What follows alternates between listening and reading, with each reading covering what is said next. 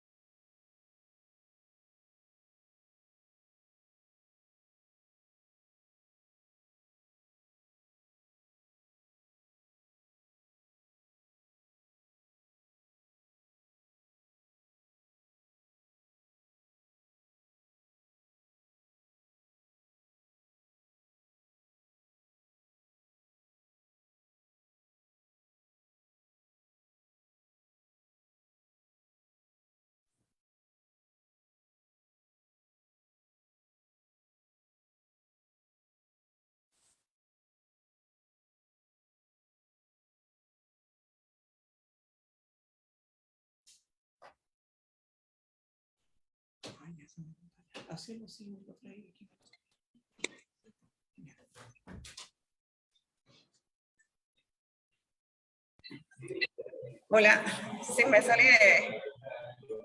conecté mejor de los datos móviles porque no se puede por la red. Licenciada, ya puede comenzar, ya estamos en directo. Bien, muy buenas noches a todos, en especial a los queridos docentes que se han dado cita hoy para los cursos de actualización docente. Quiero agradecer a las autoridades facultativas quienes se encuentran preocupados para que podamos crecer académicamente. En esta oportunidad tenemos un disertante de mucho prestigio, que es nuestro expositor Carlos Ernesto González, ¿no? Quien nos va a exponer el tema Marco Normativo Profesional de la Contaduría Pública vigente en Bolivia. En este sentido y sin más preámbulos, quiero dar la bienvenida a todos y todas los que se han dado cita el día de hoy y también a nuestros estudiantes que nos siguen desde la página de nuestra Facultad de Ciencias Contables. Nuevamente le cedo la palabra a nuestro disertante, Carlos Ernesto González, presidente del Consejo Técnico Nacional de Auditoría y Contabilidad. Muy buenas tardes, muchas gracias, Rocío. ¿Pueden escucharme y ven bien la pantalla?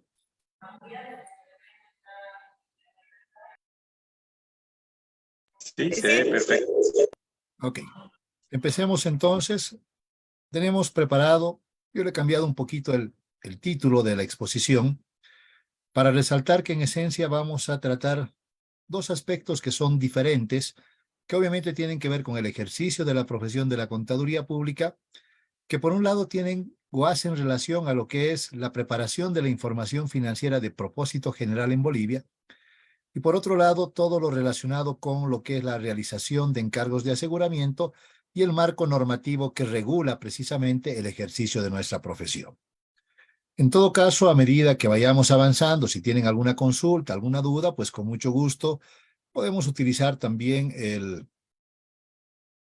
chat que tiene habilitada la herramienta del Zoom para aquellos que quieran participar, y así vamos despejando sus dudas y no dejando necesariamente todo para el final en caso de que quieran hacer preguntas. Entonces, el temario que hemos presentado, que hemos preparado para hoy, como les decía, habla primero del marco normativo para la preparación de la información financiera en Bolivia.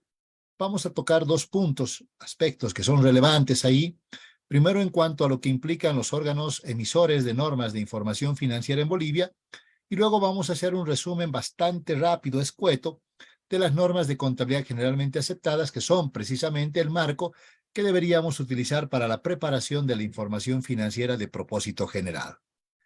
La segunda parte hablará del marco normativo para la realización de encargos de aseguramiento, y en ese caso en particular vamos a tomar en cuenta primero la identificación de qué tipos y la naturaleza de los diferentes encargos de aseguramiento que podemos realizar, qué tipo de pronunciamientos profesionales existen a nivel internacional y cómo luego esos se incorporan dentro de la estructura que nosotros tenemos en el marco normativo que está plenamente vigente en nuestro país y que en esencia son las normas internacionales, aunque por ahí tienen en algún caso una denominación particular más que todo para cumplir el requerimiento legal. Entonces empecemos con lo que son los organismos emisores de normas de información financiera en Bolivia. Yo aquí arribita les he puesto cuando corresponda algún material que si ustedes quieren podrían utilizar para poder complementar lo que vamos a comentar hoy.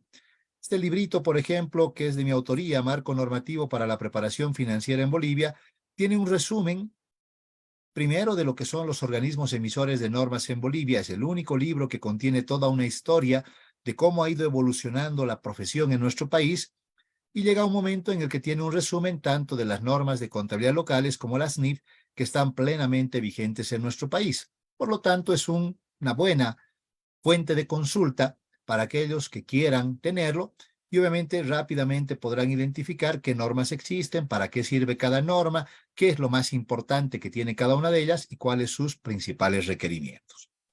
Entonces, empecemos con lo que son los organismos emisores de normas.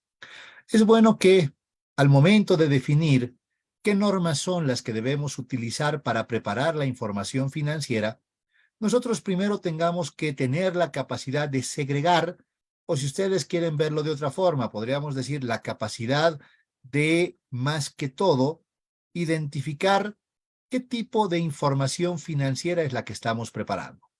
Y entonces ahí aparece la condición de que, por un lado, tenemos la información financiera que es de propósito general, cuya principal característica es que está destinada a satisfacer los requerimientos de información de una diversidad de usuarios externos, no de algún usuario en particular, sino múltiples usuarios que, llegado el momento, deben conformarse con el contenido que tienen los estados financieros para poder tomar sus decisiones económicas. Y por el otro lado, tenemos, no vamos a hablar de normas, sino de criterios de contabilidad que más que todo podrían definir ciertos requerimientos que son de carácter específico y, tal cual menciona su nombre, están orientados más que todo a satisfacer los requerimientos de información de algún usuario en particular. Entonces, cuando hablamos de la información de propósito general, el organismo emisor de normas reconocido por la profesión, y además, dirán ustedes, por las principales entidades que regulan la actividad económica y financiera en nuestro país, es el Consejo Técnico Nacional de Auditoría y Contabilidad, dependiente del Colegio de Auditores, que es la única instancia en nuestro país que tiene la responsabilidad de emitir pronunciamientos en materia de contabilidad y de encargos de aseguramiento, y que consecuentemente, vean, primero ha sido aceptado en nuestra profesión, pero también reconocido por todas las instancias que correspondan dentro de lo que implica la preparación de la información financiera. Y en ese sentido es que precisamente al tener la potestad legal de homologar las normas sobre las cuales se prepara la información financiera, la Autoridad de Fiscalización y Control Social de Empresas es el organismo que en su momento ha homologado todos los pronunciamientos emitidos por este Consejo Técnico, dándoles la condición de que no solamente sean de aplicación, si quieren verlo así, legítima y profesional, sino además tengan la condición de ser obligatorias en función del mandato de la ley. Por lo tanto, hoy en día tenemos una coherencia que básicamente define que todas nuestras normas profesionales son exactamente idénticas a los requerimientos que tenemos desde el punto de vista legal cuando se trata de información de propósito general. Sin embargo, como decíamos, pueden haber ciertas entidades, reguladores y cualquier otro tipo de instancias que en un determinado momento puedan requerir información financiera a la medida específica de lo que ellos necesitan. Por ejemplo, tenemos las autoridades de regulación sectorial, como la ASFI, que define que la información financiera de bancos y entidades financieras deben prepararse para fines regulatorios, lo aclaran ellos, en función del manual de cuentas y la nomenclatura que tienen específicamente para el sistema financiero. Y lo mismo ocurre con la APS y otros entes reguladores que obviamente requieren información, vean, para cumplir su propósito regulatorio. Y aparece también la Administración Tributaria a través del Servicio de Impuestos Nacionales, que en cumplimiento de disposiciones de la Ley 843, el Decreto Supremo 24051, también pudieran requerir información específica para la liquidación y el pago del impuesto. Y entonces la condición es que si hay una diferencia entre las normas de propósito general y las de específico, Pues dependiendo de, dirán ustedes, de la importancia y de los reportes que tengamos que emitir, y también, en este caso, de la liquidación de impuestos que corresponda, pues podremos llevar todos los anexos que sean necesarios, los papeles de trabajo, que nos permitan conciliar la información, en algún caso para llegar de la información de propósito general a la que podría ser de propósito específico, sin que necesariamente tengamos que hacer varios juegos de estados financieros. Es más, dirán ustedes, si recordamos un poco, el contenido del Decreto Supremo 24051, si mal no recuerdo, en el artículo 5, mencionan que para la liquidación del impuesto a las utilidades se debe partir del resultado o la utilidad establecida o determinada bajo normas de contabilidad emitidas por este Consejo Técnico, vean, de propósito general, y con los ajustes que sea necesario llegar a la utilidad imponible para sobre eso calcular el impuesto a las utilidades. Entonces, no es de ahora que podríamos tener una diferencia entre lo que requiere el marco de propósito general y el propósito específico de la administración tributaria. Eso ya estaba previsto desde el año 1993-94, cuando precisamente se estableció ese marco normativo que nosotros hoy en día tenemos desde el punto de vista tributario. Por lo tanto, nos vamos a concentrar, porque no es potestad del Consejo hablar de estos pronunciamientos, en lo que nosotros tenemos desde el punto de vista de propósito general. Y por lo tanto, debemos recordar que, de acuerdo con la resolución CETENAC 01/2012, de 7 de noviembre de ese año, en Bolivia se define que los estados financieros de propósito general deben prepararse en base a normas de contabilidad generalmente aceptadas en Bolivia. Y ese concepto de normas, vean, es un compendio, no es una norma, es un compendio de normas que están formadas por una parte por las normas de contabilidad locales que están numeradas de la 1 a la número 14 y que nos dan la posibilidad que en caso de que no encontremos un requerimiento específico en estas normas, podamos recurrir al compendio completo de las normas internacionales de información financiera. Por lo tanto, estas normas son parte del compendio de normas que se aplican en Bolivia y además, como decíamos, de carácter obligatorio. Sin embargo, debemos tomar en cuenta que la aplicación de estas normas, que en esencia es una adopción supletoria, nos lleva a una aplicación condicionada, podríamos decir. ¿Por qué? Porque solamente podemos aplicar estas normas cuando dentro del marco normativo local no exista una norma específica que trate ese tema en particular. Y por lo tanto, dirán ustedes, si llegado el momento dentro de estas normas existe algo y estas también lo tienen, sí podemos aplicarlas, pero siempre y cuando no entren en conflicto. ¿Qué quiere decir? Que no sean contrarias a los aspectos que están establecidos en las normas locales. Por lo tanto, vean, aquí también se establece una prelación. Primero debemos cumplir las normas de contabilidad locales y en ausencia de esas, recién recurrimos a las normas internacionales de información financiera. Por lo tanto, ese es el compendio de normas que tendríamos que aplicar. Por un lado, dirán ustedes, esas 150, 160 paginitas que están precisamente en el compendio de normas de contabilidad y auditoría que emite el Colegio de Auditores de Bolivia, complementadas con el libro de la SNIP, que es un compendio contenido en más o menos 6.800 páginas. Eso hace al marco normativo de nuestra profesión para la preparación de información financiera de propósito general. Y vean, esa resolución, que es de carácter técnico, profesional, si quieren, está plenamente respaldada con el contenido o con el requerimiento que en su momento fue expresado por la ex Superintendencia de Empresas y homologado automáticamente en función de las atribuciones que le fueron transferidas por la EM o la Autoridad de Fiscalización y Control Social de las Empresas, y que está contenido en dos resoluciones que datan del año 2008 y 2009. La resolución RA-CEM 370 del 2008, que aprueba la norma de contabilidad número 1 emitida por el Consejo Técnico, para que vean ahí la importancia que tiene este consejo y el reconocimiento entre las instancias legales pertinentes. Y por otro lado, la resolución 28 de enero del 2009, que formaliza, complementa las normas de la 2 a la 14 y además establece, bajo el mismo criterio que el Consejo Técnico, la adopción de las normas internacionales en ausencia de un pronunciamiento específico en el país. Por lo tanto, dirán ustedes, si comparamos el contenido de esta resolución, que es más que todo de carácter profesional, con estas dos que son de carácter legal, vamos a ver que el marco normativo es exactamente idéntico. Y por lo tanto, dirán ustedes, en Bolivia, para el año 2022, inclusive el 2023, porque no tenemos ningún pronunciamiento contrario, debemos aplicar las normas de contabilidad generalmente aceptadas para la preparación de los estados financieros de propósito general.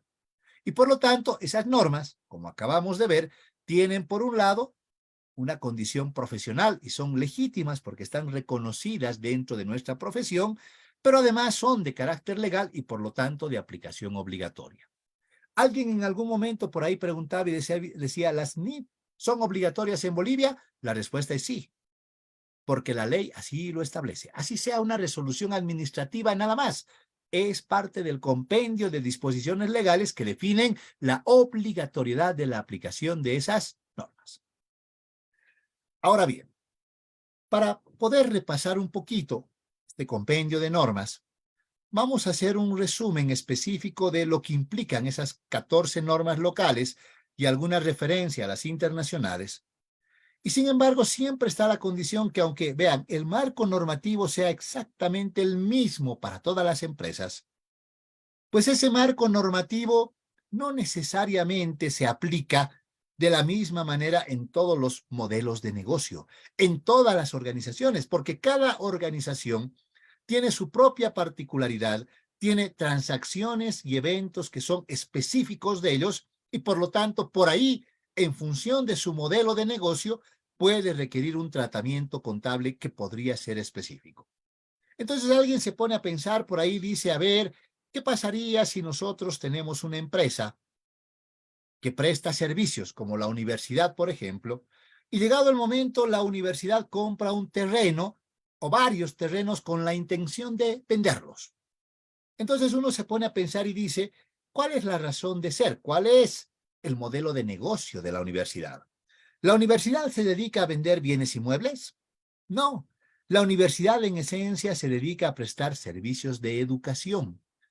Por lo tanto, dirán ustedes, así ellos hayan definido comprar terrenos para venderlos, eso no es un inventario para ellos. ¿Por qué? Porque para ser inventario tiene que ser un bien destinado a la venta en el giro de operaciones del negocio. Tampoco será un activo fijo, dirán, porque la universidad no tiene la intención de utilizar esos inmuebles en las actividades normales de su operatoria de negocio. Y entonces alguien podría decir, si la universidad compró eso porque vio una oportunidad interesante de comprarla, pero en un momento tal vez destinarla a la venta en el corto plazo, cuando las condiciones del mercado inmobiliario mejoren, entonces se puede convertir eso, por ejemplo, en un activo no corriente disponible para la venta. Entonces, vean, una transacción no necesariamente tiene el mismo tratamiento contable en todas las entidades o las empresas, sino en algunos casos depende del modelo de negocio, en otros dependerá de la intencionalidad que se tenga y en otros inclusive en la naturaleza específica de las transacciones que va a ser a definir el tratamiento contable que corresponda. Por lo tanto, nunca hay que perder de vista que los estados financieros deben ser el reflejo de lo que las empresas desarrollan dentro de sus operaciones de negocio.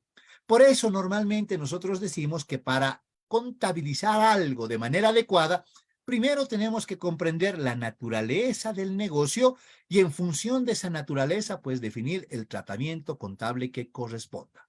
Y esa en esencia es la condición para que nosotros definamos la adecuada aplicación de las normas de contabilidad en las diferentes empresas. La norma de contabilidad número 1, para que repasemos rápidamente, hace referencia a los principios de contabilidad generalmente aceptados. Esta norma, para empezar, hace referencia a la existencia de un principio básico o postulado fundamental, que es el principio de equidad o sinónimo de neutralidad, si quieren, y 13 principios generales que hacen a la preparación de los estados financieros, repito, de propósito general. Además, complementarla con una segunda parte que hace referencia a la aplicación de esos principios con criterios generales para los principales rubros que componen los estados financieros. Pero lo importante, vean ustedes, es que esta norma da una prelación y dice, primero debe aplicarse el principio fundamental que es la equidad, luego los principios generales y finalmente las reglas que están contenidas en la segunda parte de la norma. Eso da la condición de decir, no es que todos los principios, vean, tengan el mismo valor, sino que por encima de los 13 generales aparece la equidad. ¿Y por qué resalto este aspecto? Porque en muchos casos, por ejemplo, mucha gente dice, por prudencia hay que contabilizar de cierta manera, porque la prudencia implica la incorporación de un cierto grado de precaución. Pero vean, ese grado de precaución podría llevarnos a tal vez subvaluar los activos o sobrevaluar los pasivos. Pero la aplicación de ese principio de prudencia tiene que ser con equidad. ¿Qué quiere decir? Que no tiene que afectar a ninguna parte involucrada en la preparación de la información financiera. Por lo tanto, llegado el momento, la condición es que cuando apliquemos prudencia, no tenemos que subvaluar los activos, correcto. Tampoco tenemos que sobrevaluarlos. Vean, tienen que estar en el equilibrio exacto. Y lo mismo ocurre con los pasivos. No los podemos sobrevaluar, tampoco los debemos subvaluar, sino reconocer la obligación realmente en las condiciones que correspondan. Eso en esencia es realidad económica, porque tenemos que aplicar los conceptos tal cual están establecidos y con la jerarquía que han sido definidos. No es un tema de aplicar prudencia para contabilizar provisiones, provisiones y provisiones, porque creemos que podrían en algún momento ocurrir, sino siempre partiendo de la condición particular de esos principios, obviamente en la prelación que han sido establecidos por aplicación. La norma contable 2 habla del tratamiento contable de los hechos posteriores. Esta norma, en esencia, define la existencia de dos tipos de hechos posteriores y dice, aquellos de tipo 1 son aquellos sobre los cuales, a la fecha de preparación de estados financieros, la entidad ya tenía un conocimiento de la existencia de ciertos eventos. Sin embargo, las incertidumbres que rodeaban a los eventos, por ahí generaban cierta duda en cuanto a su forma de contabilización. Sin embargo, los hechos que ocurran con posterioridad y que básicamente tienen la condición de que esos hechos nos llevarán a la condición de decir, los hechos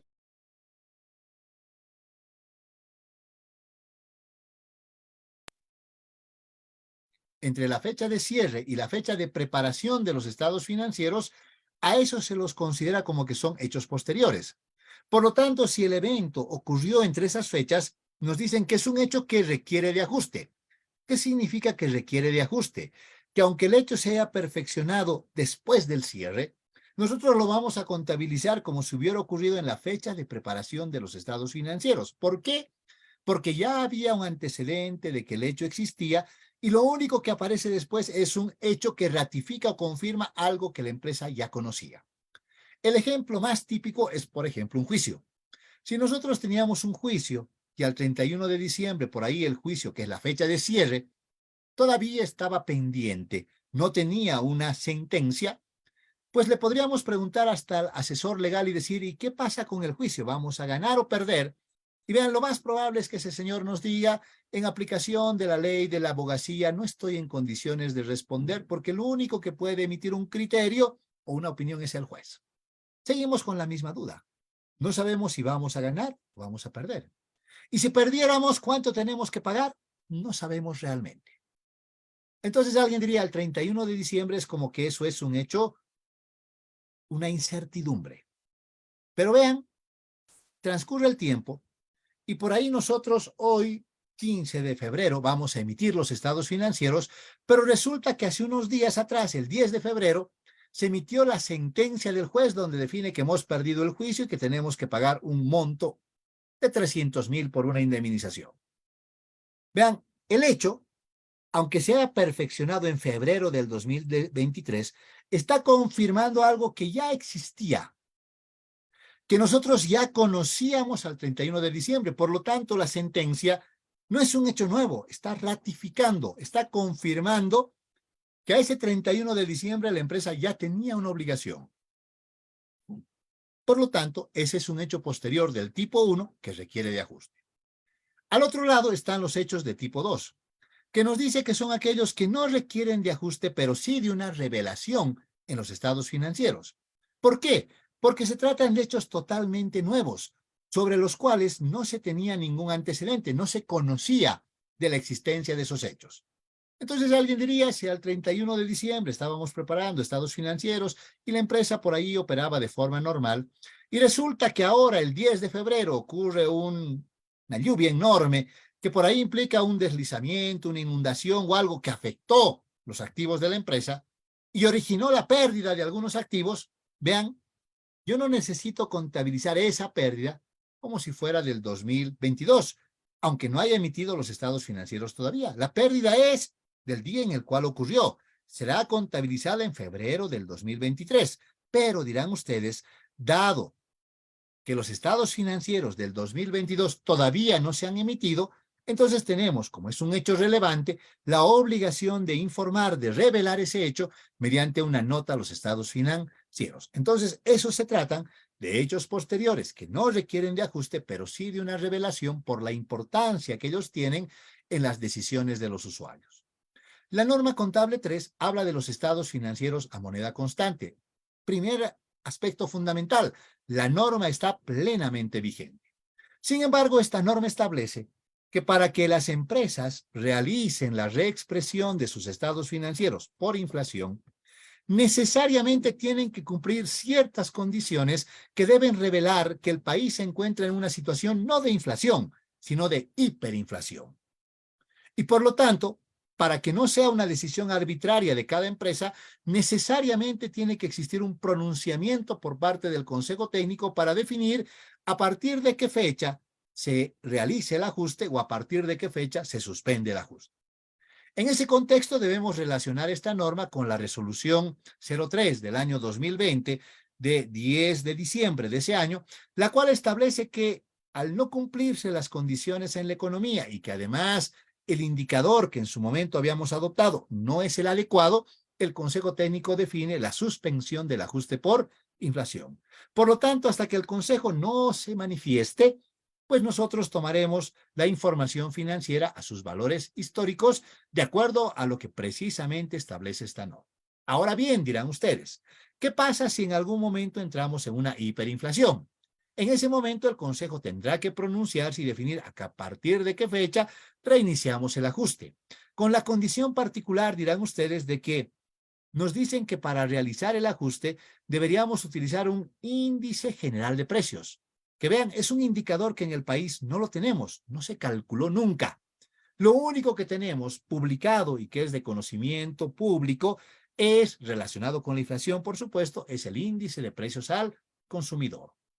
Y obviamente podría, sin embargo, el Consejo definir que ese parámetro es el adecuado y podemos tomar ese o también una moneda extranjera si es que se considera estable de acuerdo a lo que establece la norma. El ajuste, en el momento en el cual lo hagamos, tiene que ser de carácter integral. ¿Qué significa? Todos los elementos de los estados financieros. Y además nos aclaran que hay métodos para poder hacer el ajuste. Podemos utilizar el método de índices, el método de valores corrientes o finalmente los valores corrientes actualizados. La norma de contabilidad número 4 habla de la revalorización técnica de los activos fijos. Vean, esta norma data del año 1985-86 más o menos, cuando el país estaba saliendo de una hiperinflación y había la necesidad, porque así lo definió la ley inclusive, Decreto Supremo 21424, que todas las empresas deberían revalorizar sus activos de manera obligatoria para que el patrimonio de las empresas refleje lo que realmente ellas tienen como parte del valor de sus activos. ¿Por qué le interesaba al Estado aquello? Porque en ese momento se pagaba el IRPE y el IRPE era un impuesto que se calculaba sobre el patrimonio. Por lo tanto, a la administración tributaria le interesaba que el patrimonio de las empresas sea lo más real para que en función de eso se realice el pago del impuesto. Desde el punto de vista profesional, nuestra norma establece que ese procedimiento debe ser realizado por un profesional independiente, no por nosotros. No tenemos la pericia para hacer un revalúo. Yo no puedo asignarle valor a un inmueble, pues tendré que traer al arquitecto, al ingeniero civil que saben cómo hacerlo. Yo no tengo la más remota idea de cómo hacer eso. Por eso se habla de un perito, de un profesional independiente, que tiene la obligación de asignarle el valor a esos bienes en función de las condiciones actuales del bien y los valores del mercado para ese tipo de bienes. Vean, no es una condición de aplicación de tablas. No sé quién se ha inventado eso. No se aplican tablas para revalorizar. Se determinan valores de mercado, valores razonables.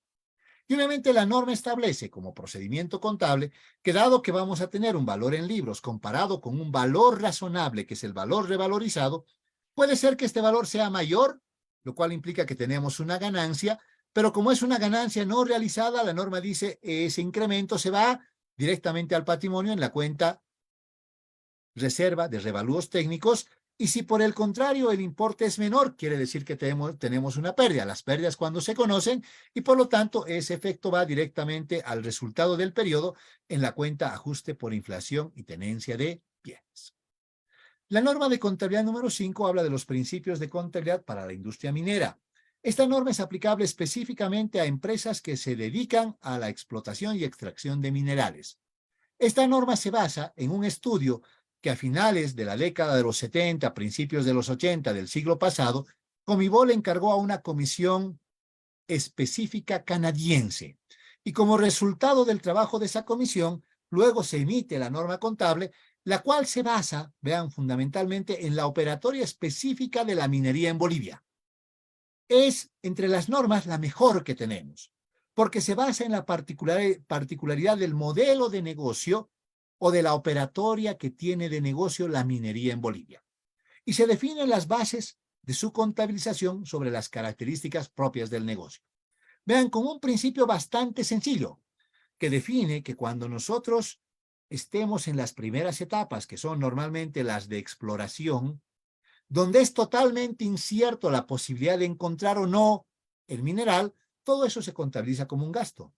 Pero desde el momento en el cual encontramos una veta y determinamos las reservas probables de ese mineral, pues sobre esa base podemos calcular cuánto es lo que vamos a extraer, el valor comercial de lo que vamos a extraer, y sobre eso determinamos el beneficio económico futuro para empezar la capitalización de todos esos costos. Obviamente, el rato que vamos a abandonar la mina o ya no queremos extraer el mineral, la norma nuevamente dice, pues dejen de capitalizar y hasta den de baja los activos porque ya no tiene beneficio económico futuro. Entonces, mucho de esto está relacionado con la definición de un activo. Definición, vean ustedes, que está contenida en la norma de contabilidad número 11. La norma de contabilidad número 6 hace referencia al tratamiento contable de las diferencias de cambio y mantenimiento de valor. La parte fundamental de esta norma es que tenemos que aprender a distinguir que las diferencias de cambio provienen de transacciones en moneda extranjera. La moneda extranjera, que también se llama divisa, podrá ser el dólar, el euro, el sol peruano, el peso chileno, el peso argentino. Vean, todas son divisas. Por lo tanto, en el momento en el cual nosotros tenemos una transacción que está pactada o está definida en esa moneda extranjera y el tipo de cambio o la tasa de cambio de la moneda varía en el tiempo, entonces es que aparece este concepto que se llama diferencia de cambio. Sin embargo, por las condiciones particulares de nuestra economía, podemos también tener ciertas transacciones que no están pactadas en una moneda, sino están indexadas a un indicador económico. Por ejemplo, los saldos a favor del contribuyente o las obligaciones que tenemos para con el fisco están indexadas a la unidad de fomento a la vivienda. Por lo tanto, el momento en el cual hay una variación en ese indicador, vean, es un indicador, no es una moneda, pues nosotros tendremos que reconocer en los estados financieros un resultado por mantenimiento de valor. No es lo mismo la diferencia de cambio al mantenimiento de valor, al ajuste por inflación. Son resultados totalmente diferentes e inclusive dirán al resultado por tenencia. Son 4 conceptos diferentes que nosotros tenemos que saber identificar y que seguramente lo podemos hacer entre combinar esta norma más lo que tiene la norma 3 y la norma contable 4 y además los principios de contabilidad. Esta pequeña referencia que estoy haciendo es para que ustedes se percaten de que las normas no se aplican solitas.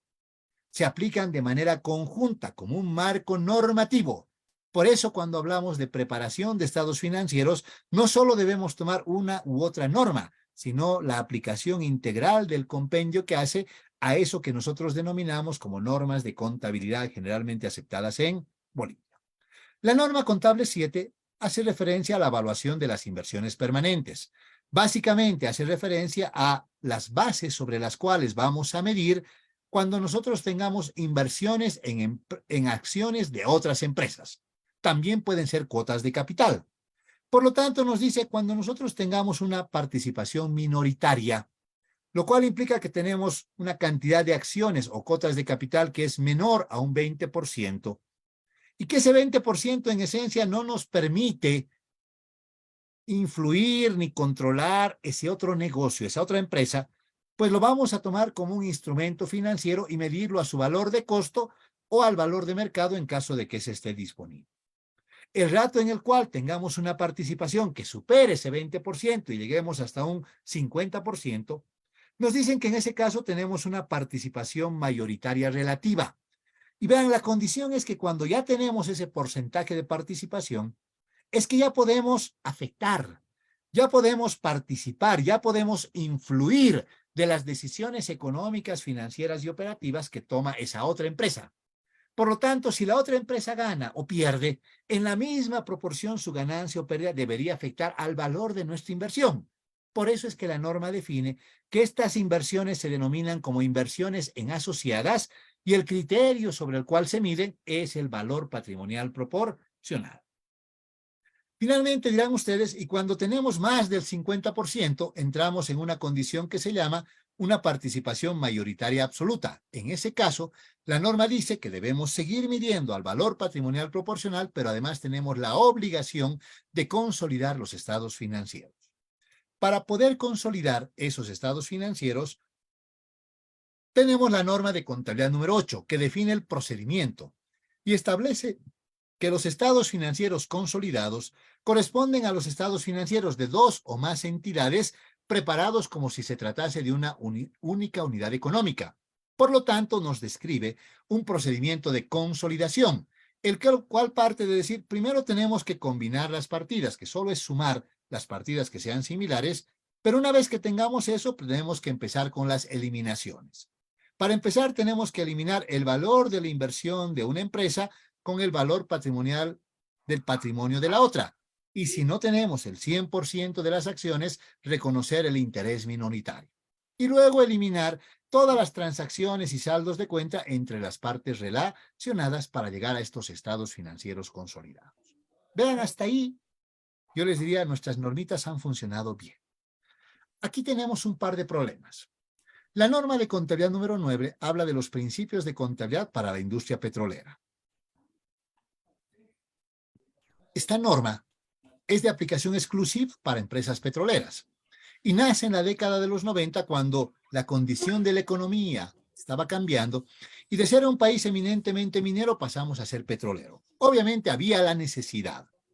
Sin embargo, ¿por qué decimos es un problema? Porque cuando redactamos esta norma, transcribimos, copiamos el contenido de la norma 5 y solamente adecuamos los términos. Donde decía minerales, le pusimos hidrocarburos. Donde decía industria minera, le pusimos industria petrolera. Y aquí viene la pregunta, ¿acaso la industria minera es exactamente igualita a la petrolera? Y la respuesta es no. El concepto, vean ustedes, si recordamos lo que acabamos de ver, la industria minera se basa su contabilización en la existencia de las reservas probables. En cambio, en el caso de una industria petrolera, todo se basa bajo el concepto de pozo exitoso. Por lo tanto, es una industria totalmente diferente. Y vean, por ahí esta norma en realidad hoy en día puede ser hasta inaplicable en muchos casos porque sus conceptos no se adecuan a la realidad económica de las transacciones que realizan este tipo de empresas. La norma contable 10 habla del tratamiento contable de los arrendamientos, aunque en su momento de preparar esta norma la basamos fundamentalmente en el contenido de la NIC 17 que estaba vigente a nivel internacional. En el afán de tratar de adecuarla a Bolivia cometimos un error. Porque obviamente, vean, esta es una norma que define un tratamiento dual. ¿Qué quiere decir? Que aparecen dos personas, el arrendador y el arrendatario, y estos tienen la obligación de, en el momento inicial, clasificar una operación de arrendamiento de acuerdo con su naturaleza en operativo y financiero. Y para contabilizarlo, nuestra norma local dice que vamos a utilizar el concepto del valor presente, pero para determinar eso vamos a utilizar un interés constante. La norma internacional dice casi lo mismo, pero habla de una tasa de interés constante. Entonces, nosotros que algo sospechamos de matemática financiera decimos, no es lo mismo tasa de interés constante que interés constante, porque interés constante, vean, si bien lo simplificaron de la norma internacional, cuando lo interpretaron inclusive, para hacer el ejemplo, realmente calcularon un interés constante. Entonces dijeron, si las cotas son de 25,000 cada año, 20,000 es la amortización al capital y 5,000 intereses. Nosotros que algo de matemática financiera conocemos y entendemos el valor del dinero en el tiempo, diríamos, si yo pago una cota ahora de 25,000, pero mi deuda es grande, porque es el primer año, seguramente una buena parte de mi cuota se va a ir a amortizar el interés o a pagar el costo financiero en el interés y la pequeña parte a amortizar el capital. Pero a medida que transcurre el tiempo, como ya debo menos, seguramente si la cuota es la misma, pues voy a pagar la misma cuota, pero en este caso el gasto de interés ya será más pequeño y la amortización del capital más grande. Vean, un error conceptual, dirán ustedes, importante que define que esta norma también tiene problemas en su aplicación. Pero hoy en día, cuando tomamos su equivalente a nivel internacional, que vendría a ser la NIF 16, que reemplazó la NIF 17, pues nuestra normita ya quedó obsoleta, porque el tratamiento ahora es diferente. El tratamiento nos dicen para un arrendador, él debe seguir clasificando los arrendamientos en operativos y financieros, pero el arrendatario no. Para el arrendatario, todos los arrendamientos son clasificados como financieros, a no ser que se traten de contratos por valores menores a $5,000 y por plazos menores de 12 meses. Esos sí pueden ser operativos, pero todos los demás son financieros. Por lo tanto, dirán ustedes, hay una brecha importante entre lo que dice la norma local y la internacional. Una norma de la que pocos hablan, vean, porque muchas veces nos dicen, vamos a hacer cursos sobre preparación de estados financieros y le ponen en base a la norma contable 3 y la 6. Yo les puedo preguntar a ustedes y les digo, ¿y qué tiene que ver la 6 con estados financieros? Cuando habla específicamente de transacciones que son la diferencia de cambio y el mantenimiento de valor. No tienen nada que ver. La norma contable 3 sí, porque va a definir finalmente si vamos a realizar la reexpresión o no de los estados. Pero la norma que define primero el objetivo y la estructura de los estados financieros de propósito general es la norma de contabilidad número 11. Entonces, para saber que el contenido de los estados financieros son el balance general, el estado de resultados, el de cambios en el patrimonio y el de flujo, más las notas, es la norma contable 11 que lo define. Ojo, las notas no son un estado, son parte integrante de los estados financieros, ¿sí? Y por lo tanto, vean, un otro aspecto importante de esta norma es que tiene incorporado dentro de ella las definiciones de los elementos de los estados financieros y por lo tanto nos dan la pauta particular de lo que implica qué realmente es un activo, pasivo, patrimonio, ingreso y gasto. Entonces, por ahí alguien podría decir, en algún momento aprendimos que un activo es todo lo que tiene una empresa. Está bien para aprender teneduría de cuentas, pero no ese es el concepto de las normas. Las normas dicen que un activo es un recurso controlado por la empresa, el cual tiene incorporado beneficio económico para el futuro. Entonces, si no hay la condición de beneficio económico, eso no es un activo, seguramente es un gasto. Y con esa evaluación sencilla, dirán ustedes, que está incorporada dentro de esta norma, pues lo podemos asemejar con el concepto del actual marco de conceptos, porque al que acabo de decirles es del marco de conceptos de 1989, que nuestra norma era totalmente concordante, pero algo se ha adecuado en el tiempo y en la versión del marco de conceptos del 2018, vigente a partir del 2020, tiene otras condiciones que debemos tomar en cuenta adicionales precisamente para aclarar la aplicación adecuada de ese concepto. La norma de contabilidad número 12 es un complemento de la norma contable 6 porque habla del tratamiento contable de operaciones en moneda extranjera cuando coexiste más de un tipo de cambio. Vean ustedes que con las últimas condiciones que se han ido dando en nuestra economía, donde el tipo de cambio se mantiene en 6,96 para la venta y 6,86 para la venta, para la compra, perdón, aparece el Banco Central y dice, les voy a comprar en 6,97. La pregunta es, ¿y ahora cómo contabilizo eso? ¿A 6,96 o a 6,97? Entonces, en esencia dirán, es como que van apareciendo tipos de cambio alternativos. Y obviamente la condición siempre es, deberíamos tomar en cuenta el tipo de cambio oficial y cualquier variación que exista, contabilizarla directamente o reconocerla como una diferencia de cambio en el momento en el cual se perfeccione la transacción.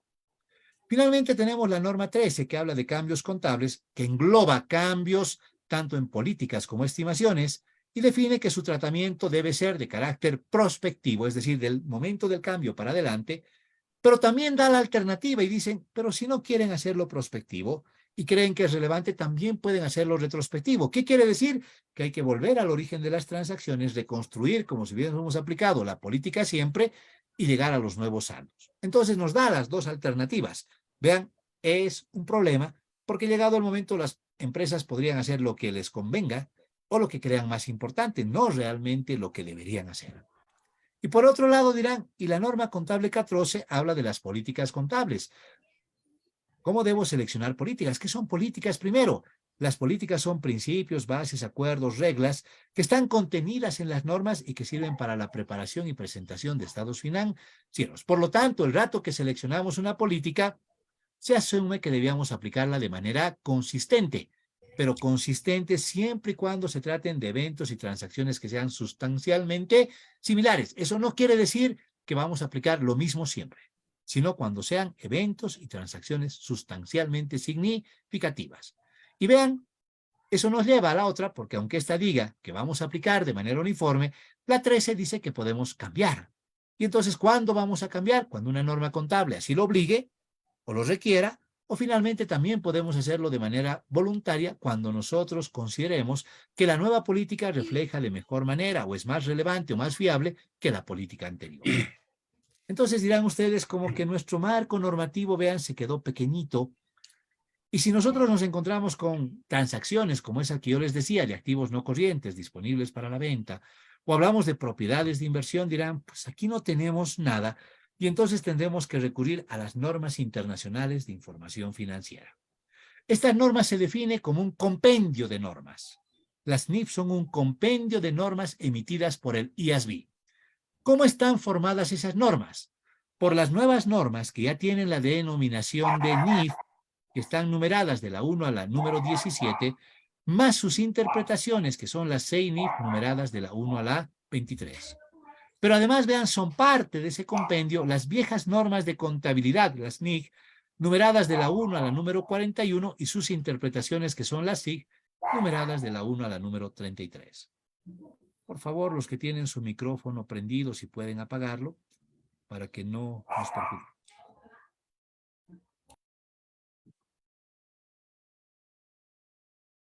O los vamos a silenciar a la mala. Ok, vamos. Entonces, vean, este compendio de normas, en esencia, define que, por un lado, cuando hablamos de NIF, es un compendio también de normas, que están formadas por las normas nuevas, si quieren denominarlas así, que son las NIF, numeradas de la 1 a la 17, aunque vean, no las 17 están vigentes ya para este año, dado que la NIF 17 reemplaza la NIF 4, por lo tanto ya no hay la NIF 4, y también tenemos las interpretaciones, que son las 6 NIF numeradas de la 1 a la 23, aunque no todas están vigentes. Y por el otro lado tenemos las normas antiguas, revisadas todas al año 2005, y aunque hayan sido revisadas, todavía mantienen su denominación y numeración original de la 1 a la 41, otra vez, aunque no todas están vigentes. Por ejemplo, dirán, la 1 está vigente, la 2 también, la 3, la 4, la 5, la 6 ya no, han sido abrogadas, la 7 está vigente, al igual que la 8, la 9 está abrogada, la 10 está vigente, y así vean, dirán, de las 41 no son muchas las que quedan en vigencia. Y sus interpretaciones, que son las SIG numeradas de la 1 a la 33, aunque de estas solamente 5 están vigentes a la fecha, son el compendio de normas que hacen a las. Esa es la estructura que nosotros debemos aplicar en la preparación de estados financieros de propósito general.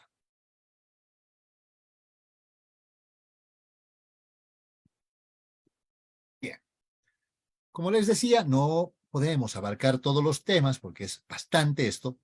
Sin embargo, ahí de nuevo les dejo, si ustedes quieren, a través de la universidad, a través del Consejo Técnico o el Colegio de Auditores en Santa Cruz, podemos ver la posibilidad de que todos puedan acceder a ese librito, enviárselos y que obviamente ustedes puedan tomar lectura de todo lo que implica el marco normativo completo, saber qué es cada norma, para qué sirve cada norma, qué es lo más importante y cómo se debe aplicar. Seguramente podemos coordinar en algún momento para hacerles llegar ese material. Vamos a la segunda parte, que tiene que ver con el marco normativo para la realización de los encargos de aseguramiento. Siempre una condición será, ¿y qué es el aseguramiento? Y entonces vean, vamos a partir inclusive de la razón de ser o de lo que nosotros en esencia le damos a la sociedad. Y uno dice, ¿qué es lo que requiere la sociedad? La sociedad, para tomar sus decisiones, requiere de información que fundamentalmente debe ser fiable. Y entonces la pregunta es, ¿y quién le da a la sociedad? Estamos hablando de la sociedad, información que sea fiable para que tome sus decisiones. Esos somos nosotros. Entonces dirán ustedes, en esencia, como profesión, ¿qué vendemos? Vendemos confianza. Y vean, les puedo hacer una pregunta, inclusive decir, ¿en quién confían ustedes? ¿En cualquier persona? O la persona en la cual confíe tiene que tener ciertos atributos. Y dentro de esos atributos, ustedes miran, esa persona tiene que ser íntegra, tiene que ser honesta. Vean, son atributos que en esencia tienen que ver con la ética. Por eso es que por encima de todo, antes de ser, dirán ustedes, o para ser buenos profesionales, primero tenemos que cumplir con las normas de ética y demostrar una actuación ética ante la sociedad en cualquier actividad que desarrollemos. No solo cuando trabajen como contadores públicos, en cualquier actividad que hagan, lo primero que deben demostrar es la ética. Y uno dice, ¿qué tan importante es eso? Vean, si yo he llegado al momento, hablo tanto de ética, pero resulta, dirán ustedes, que soy docente en la universidad y llegado el momento, es como que a mis alumnos les digo, para aprobar la materia, todos deben comprarse este librito. Me dirán, usted pues ya no es ético, es como que a través de la venta del libro está vendiendo la nota. Pero también puede ir a los estudiantes. El rato que el estudiante está dando una evaluación y recurre al chanchullo, es una forma de fraude. Ya no hay ética dentro de eso. Está engañando, ¿se dan cuenta? Y por lo tanto dirán, tenemos que ser éticos en todas las actividades que desarrollamos, desde que somos estudiantes y en el momento en el cual somos profesionales, no importa el ámbito en el cual nos desarrollemos. Podemos ser contadores, directivos en una empresa, podemos ser auditores externos o cualquier otro cargo que ustedes quieran, directores, en fin, lo primero que debe prevalecer siempre es la condición de la ética. ¿Por qué? Porque nosotros como profesión vendemos confianza. Entonces la condición es, ¿y qué se entiende como un encargo de aseguramiento? Vean, ¿por qué es importante esto? Porque en su momento nuestra profesión, por ejemplo, se llamaba auditoría. Y la gente creía que nosotros lo único que sabíamos hacer era auditoría.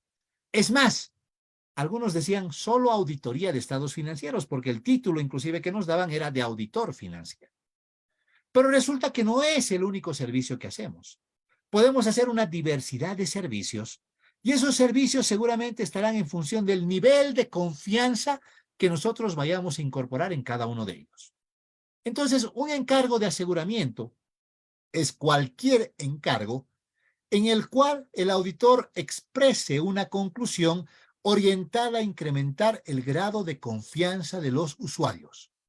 Entonces dirán, en esencia, ¿qué vendemos a través de nuestros informes? Vendemos confianza.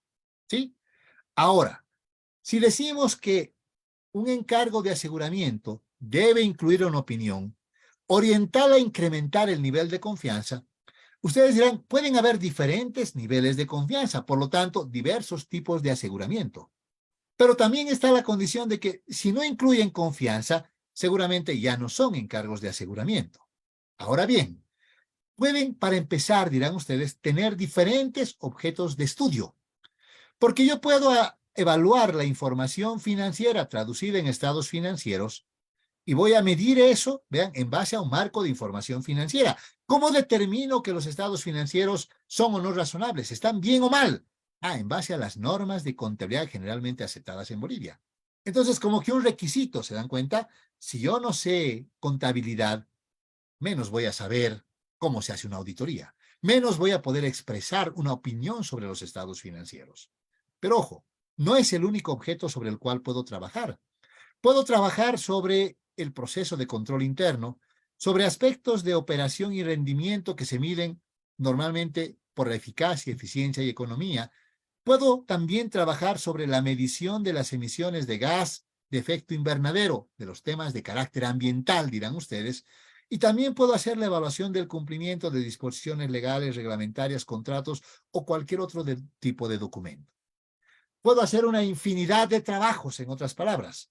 Si hablamos de la auditoría, me dirán auditoría financiera, auditoría operativa, auditoría de control interno, auditoría de cumplimiento, auditoría ambiental, y vean, auditoría tributaria y la que ustedes quieran.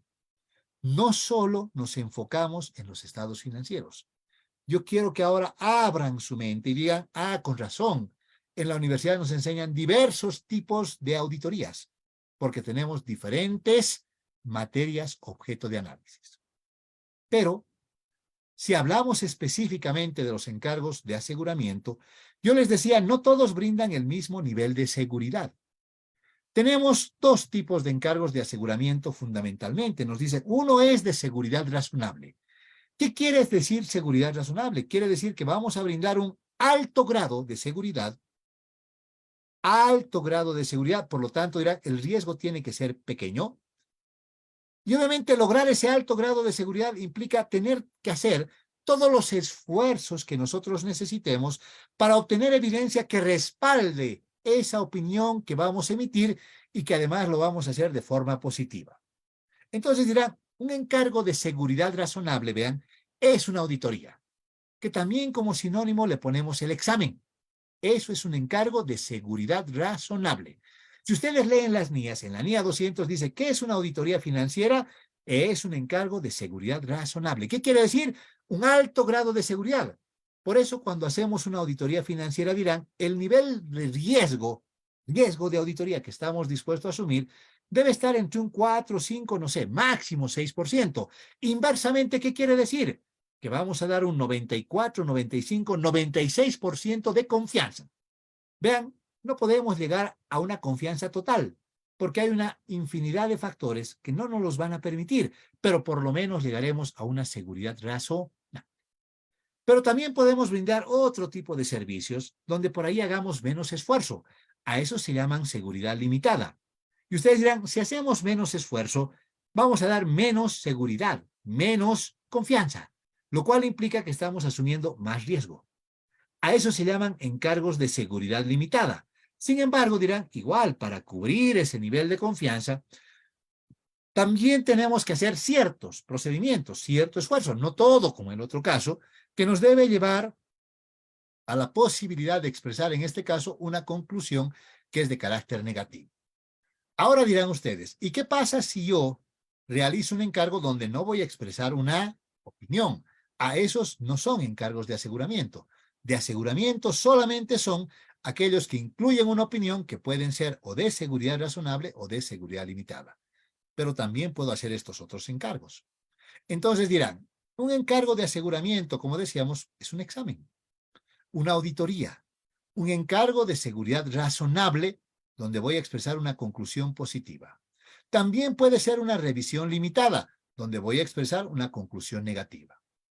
Pero vean, dentro de los servicios que podemos hacer, aparecen otros que son de no aseguramiento, por ejemplo, los procedimientos convenidos. ¿Por qué se llaman? Dirán ustedes, son de no aseguramiento, y muchos dicen que estos procedimientos convenidos y compilaciones son servicios relacionados. ¿Por qué? Porque tal vez para desarrollar estos servicios, nosotros aplicamos muchas de las técnicas que tienen que ver con el aseguramiento, pero no con el objetivo de emitir una conclusión, porque estos no tienen una conclusión. Entonces, en el procedimiento convenido, es un procedimiento en el cual de manera previa, el cliente con el auditor, con el contador público, se ponen de acuerdo para desarrollar cierto tipo de actividades y llegado el momento, el contador público lo único que hace es emitir un informe sobre los resultados obtenidos, pero no tiene una opinión. Una compilación puede ser de información histórica, que también lo llaman reconstrucción contable, o puede ser de información proyectada, que lo llaman estados financieros proyectados. También los puedo preparar, pero vean, tampoco incluye una opinión, por lo tanto, no es un encargo de aseguramiento. Y cualquier otro tipo de trabajo que hagan, dirán, Yo puedo dar asesoramiento en tema tributario, en tema contable, en tema laboral. Puedo preparar sus estados financieros, preparar sus liquidaciones de impuestos, preparar sus planillas de sueldo. Puedo diseñar e implementar su control interno. Puedo hacérselo un presupuesto. Todas vean, dirán, son servicios de consultoría, donde no voy a expresar una opinión. También puedo hacerlos. Y la pregunta es, ¿y por qué es importante definir el tipo de servicio? Porque en función del servicio está el riesgo. Y el riesgo implícitamente nos lleva a la responsabilidad profesional.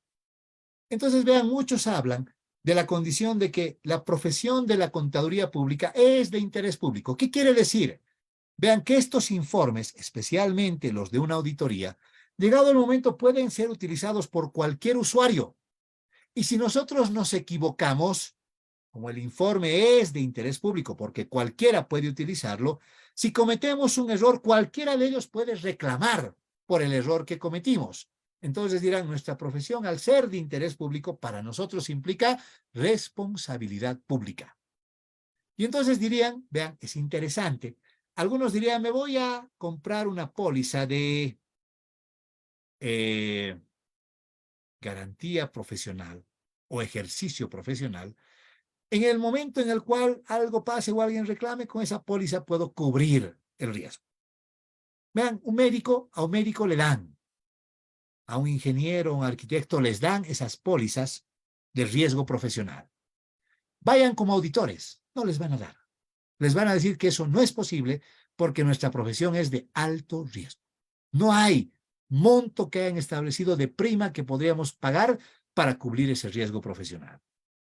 Y vean, este es un tema clave, porque yo les preguntaría a muchos de quienes están estudiando contaduría pública, ¿realmente están dispuestos a asumir ese riesgo? Por ahí no. Por ahí esta no es su profesión. Vean ustedes, es un tema fundamental que tiene que ver con nuestro ejercicio profesional. Ahora bien, ¿cuáles son los pronunciamientos profesionales que tenemos a nivel internacional? Para poder un poquito ver este tema, y más que todo, la charla que les vamos a dar está contenida en una parte de este libro, donde obviamente, si ustedes quieren, también se los podemos enviar, aunque de estos sí, la verdad creo que no hay muchos, porque la mayoría se fueron a Latinoamérica, pero algunos por ahí podemos enviarles, dado que obviamente tenemos que conocer cuál es la forma en la cual se estructuran los pronunciamientos al nivel internacional, qué organismos son los que emiten las normas, qué características tienen, y dirán ustedes cómo tenemos que aplicar de manera adecuada todos esos pronunciamientos. Entonces, a nivel internacional, el organismo que emite todo, que aglutina a los profesionales en el mundo relacionados con nuestra profesión, es la Federación Internacional de Contadores. Esta IFAC, por sus siglas en inglés, está conformada por 4 consejos. Vean, la IFAC como tal no emite nada. Los que emiten las normas son los consejos que forman la IFAC. Y tenemos el Consejo de Normas Internacionales de Auditoría y Aseguramiento, el IAASB, que es el encargado de emitir, por un lado, las normas internacionales de gestión de calidad y también las normas internacionales de auditoría, revisión, otros encargos de aseguramiento y servicios relacionados. Vean, el rato que ustedes leen este título dicen, con razón, las normas hablan de auditoría, encargos de seguridad razonable, revisión, encargos de seguridad limitada, otros encargos de aseguramiento que serán auditorías o revisiones de otro tipo de temas, y servicios relacionados que son procedimientos convenidos y compilaciones. Entonces, todo lo que está previsto que podemos hacer, en esencia, excepto el tema de consultoría, tiene norma. Y eso tiene que quedarles claro. Hay una norma para cada servicio. No se hacen todos los servicios en base a las NIAs. No es así. Por el otro lado, tenemos el Consejo de Normas Internacionales para Educación Contable, que emite las normas internacionales de educación, que estas normas nosotros las consideramos, por un lado, en el pregrado, para definir cuáles son los contenidos mínimos y las materias que se deben llevar en el pregrado. También se establecen aquí los aspectos de evaluar para la titulación de los profesionales. Y finalmente, el tema fundamental que hace al Colegio de Auditores es lo que está relacionado con el desarrollo profesional continuo. Ustedes los que están en la universidad, están empezando a estudiar. El rato que salgan, tienen más obligación de seguir estudiando. y van a estudiar hasta el día que dejen de ejercer la profesión. Tienen que entrar al programa de desarrollo profesional continuo. Y vean, para asegurar los altos estándares de calidad que quiere nuestra profesión dar a la sociedad, es que precisamente el Colegio de Auditores de Bolivia tiene sus programas de certificación que son voluntarios, pero vean, con el tiempo esos que son voluntarios cada vez se están volviendo más obligatorios. Por ejemplo, el rato que ustedes quieran ingresar a una unidad de auditoría interna de un banco, le van a decir, está bien que tenga su título, está bien que tenga su maestría inclusive, pero tiene que tener su certificación o estar como profesional certificado en normas internacionales de auditoría. ¿Quién les da eso? El Colegio de Auditores de Bolivia. Es la instancia a la cual tienen que recurrir. Tenemos también el Consejo de Normas Internacionales de Ética para Contadores, que mide el Código Internacional de Ética, que, como les decíamos, es la base del ejercicio de nuestra profesión. Y finalmente tenemos el Consejo de Normas Internacionales para Contabilidad en el Sector Público, que emite las NIF-SP. Estas, vean, son normas que están también adoptadas, así como las NIF, íntegramente en nuestro país. Se aplican en ausencia de los PSGIs, de los Principios de Contabilidad Gubernamental Integrados. Entonces, los que son expertos en el tema gubernamental dirán, en la norma básica de contabilidad gubernamental se define que debemos aplicar o preparar estados financieros en base a los PSGIs y en ausencia de ellos, aplicar también estas NIC-SP. Vean, yo no sé cuántas entidades públicas realmente aplicarán esto, pero obviamente la condición es que en Bolivia están plenamente adoptadas y seguramente los de la Contraloría deberían velar por su aplicación rigurosa de esas normas, dado que es parte del marco legal que corresponde. Pero nos vamos a concentrar, dirán ustedes, en todo lo que tiene que ver con el sector privado, donde obviamente vamos a tomar, repito, no son los pronunciamientos del IFAC, sino son de sus organismos emisores de normas, y donde además es como que la aplicación tiene que tener esta lógica, así como los anillitos en los cuales se encuentran. Entonces uno dice, lo primero que siempre debemos cumplir es el Código Internacional de Ética. Siempre. En cualquier encargo que hagan, en cualquier puesto que ustedes ocupen, lo primero que tienen que cumplir es el Código Internacional de Ética. Si se desempeñan en una firma de auditoría privada, entonces dirán, además del Código de Ética, debemos tomar la Norma Internacional de Gestión de Calidad, número 1 y la 2, que están vigentes ya en este momento. Tenemos que considerar, no aplicar, porque no es una norma, el Marco Internacional de Encargos de Aseguramiento, del cual yo saqué la definición y las características y la clasificación de los tipos de encargo. Este documento, que muy poca gente conoce, es fundamental, porque muchas veces nosotros, vean, hablamos de evidencia, hablamos de juicio profesional, hablamos de escepticismo, hablamos de suficiencia de la evidencia, de adecuación de la evidencia, de materialidad, y la pregunta es, ¿y dónde están todos esos conceptos? Están en este documento que es el marco internacional y que debemos considerar cuando hacemos un encargo de aseguramiento. Y luego, dependiendo de la naturaleza del encargo, aplicaremos las normas internacionales que correspondan. Estamos hablando en la estructura de los pronunciamientos a nivel internacional, ¿sí? Entonces, dentro de ese libro que se llama el Manual de Pronunciamientos Internacionales, y me voy a salir un ratito de la presentación, solamente para motivarlos a ustedes de que hagan algo diferente, me voy a entrar a la página de la IFAC. La página de la IFAC, vean ustedes, es www.ifac.org, y los voy a invitar a todos a que se suscriban a la IFAC. ¿Cómo se van a suscribir? Dirán, entran a este loguito que tienen en la parte superior derecha y en ese o se registran o caso contrario se identifican. Yo voy a suponer, yo tengo aquí mi registro ya, pero voy a suponer que no lo tengo y voy a entrar al registro, al que ustedes espero que ingresen. Van a llenar sus nombres, su correo electrónico, que van a crear un password, el que quieran. Pondrán aquí que pertenecen al país de Bolivia. Y van a marcar todos estos iconitos, ¿sí? Primero dirán ustedes, ¿para qué? Porque me voy a suscribir. A Junior lo voy a silenciar, por favor. ¿Quiere opinar? Lo puede hacer. Van a activar todas las notificaciones. Dirán, primero, ¿para qué? para que cualquier momento en el cual haya un pronunciamiento de estos organismos, automáticamente a ustedes les llegue una notificación a su correo y sepan de qué se trata. Pero además dirán ustedes, esta suscripción es de carácter gratuita. Por eso es que cuando el Colegio de Auditores, junto con su Consejo Técnico, define que en Bolivia vamos a aplicar estas normas de manera obligatoria, es porque hemos asegurado primero que el material esté disponible, vean, de forma gratuita, no sea exclusividad de unos pocos, sino sea de todos. Y por el otro lado, además, que estén traducidas lo más rápido que se pueda a nuestro idioma, que es el español. Entonces, si ahora vuelvo, dirán ustedes, vuelvo un poquito, lo voy a cerrar y voy a volver a abrir otra pestaña. Pero ahora voy a entrar ya como el registro que yo tengo, ya estoy registrado, ustedes se van a registrar, y vean, van a entrar aquí y dirán, quiero entrar a los, vean, aquí están los 4 organismos emisores de normas. Tal vez el que más me interesa, el IAASB, y dirán, ¿qué tengo dentro de eso? Aquí tengo todas las normas, y aquí tengo además material de apoyo para la aplicación de las normas.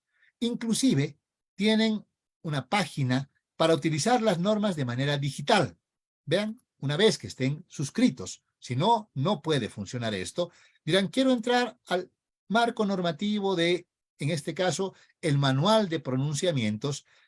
El último que está vigente, que han emitido, data del año 2020. Vean, estamos en el 2022, dirán, pero el último que han emitido es el 2020, está en 3 volúmenes, está en inglés, pero si ustedes ponen este traductor del Google, prácticamente les puedo asegurar que van a tener una buena traducción del documento.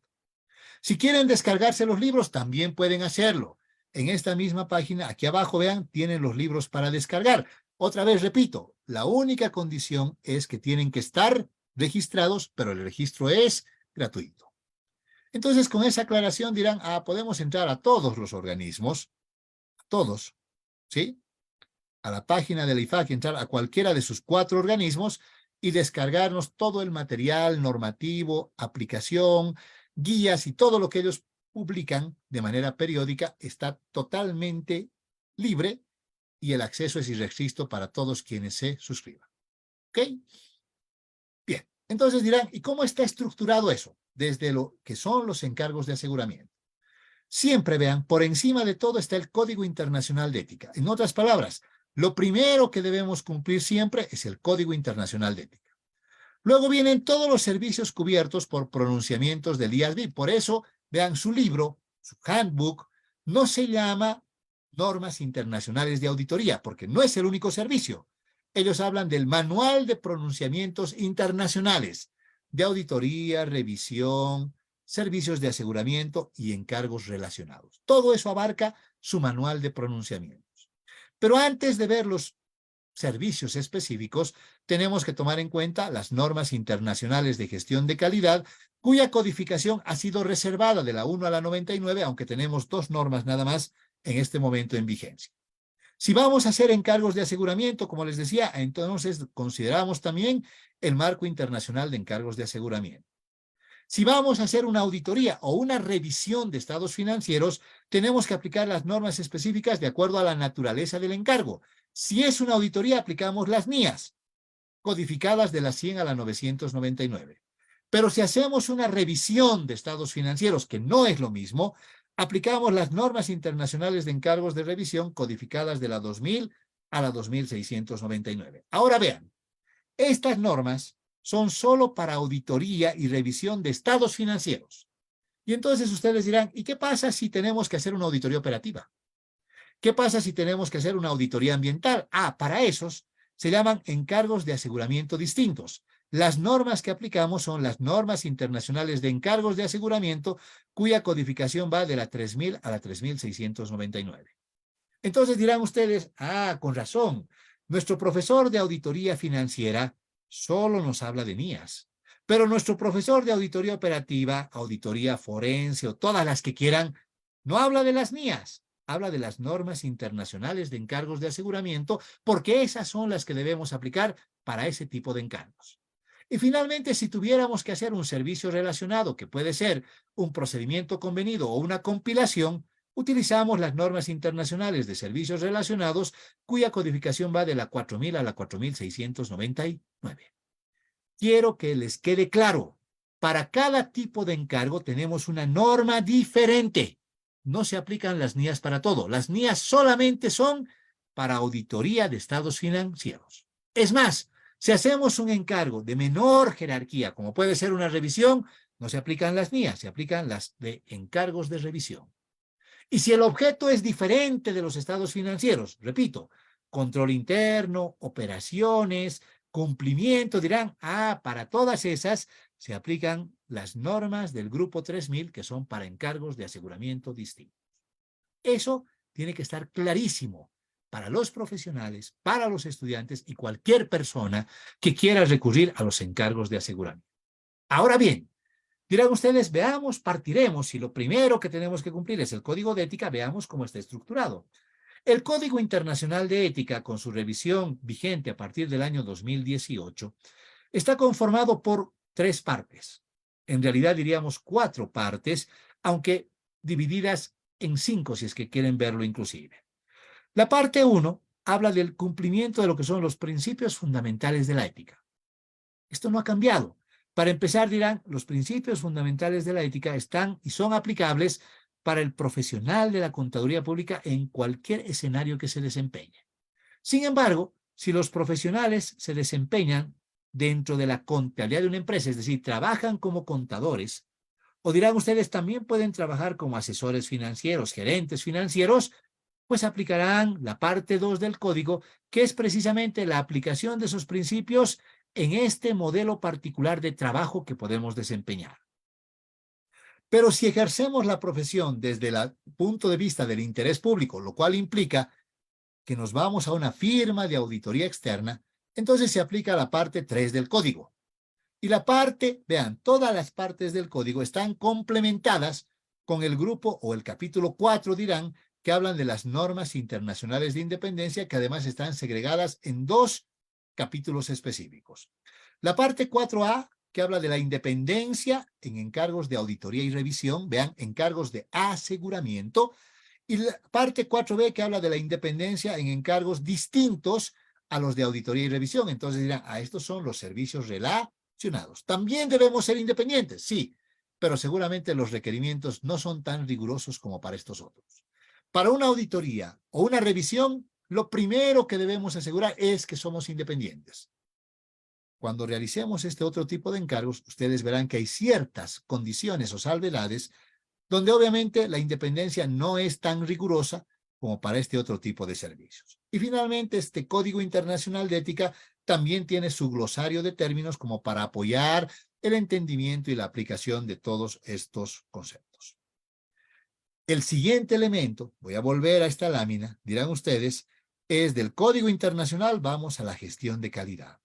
Entonces, todas las firmas de auditoría deben establecer y mantener un sistema de gestión de calidad, que es un sistema que les proporciona una seguridad razonable, no absoluta, seguridad razonable, primero de que cada uno de los miembros de la firma, así como la firma en su conjunto, cumplen con las normas y los requerimientos profesionales y legales aplicables. Y que por lo tanto los informes que emiten son adecuados a las circunstancias. ¿Qué quiere decir? Que la condición fundamental pasa por el hecho de que un sistema de control de calidad o de gestión de calidad, como llamamos ahora, está orientado a asegurar que la firma no asuma riesgos que no debería y que cumpla con las normas profesionales, o alguien diría que haga bien su trabajo. Para eso sirve el sistema de gestión de calidad. Por lo tanto, ese sistema está conformado por un conjunto de políticas diseñadas para alcanzar esos objetivos que acabamos de mencionar y por procedimientos que son necesarios para implementar esas políticas y dar cumplimiento y seguimiento a ellas. ¿Cuál es el alcance de ese sistema? El sistema debe abarcar todos los encargos de aseguramiento e inclusive los servicios relacionados. Vean, tal cual la estructura que está definida en las normas.